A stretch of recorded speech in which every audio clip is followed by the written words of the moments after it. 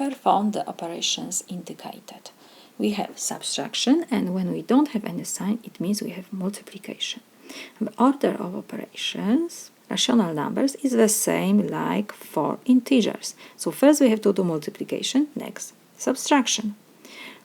So we copy 1 over 5 minus, and we have to multiply these two fractions.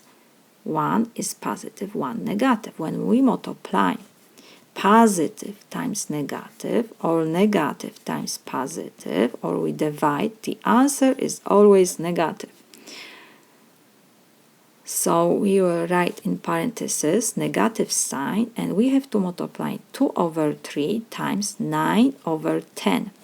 So this is equal 1 over 5. We copy negative minus, and in parentheses we have negative. First we always check if we can reduce something.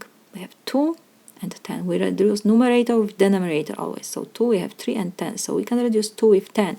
When we reduce, we divide the numerator and denominator by the same number.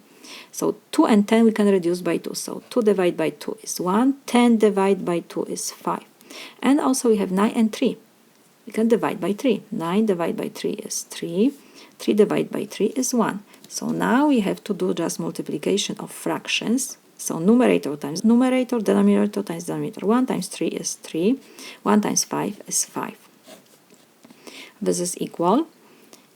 We have subtraction of fractions.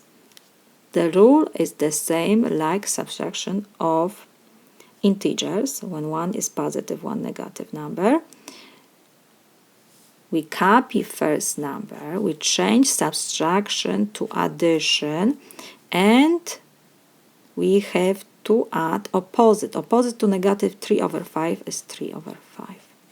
So always when you have two negative, just write positive. Don't think, just write positive sign. And now we have addition of two fractions, the same denominators. So we copy denominator and we add numerators. 1 plus 3 is 4. This is my solution.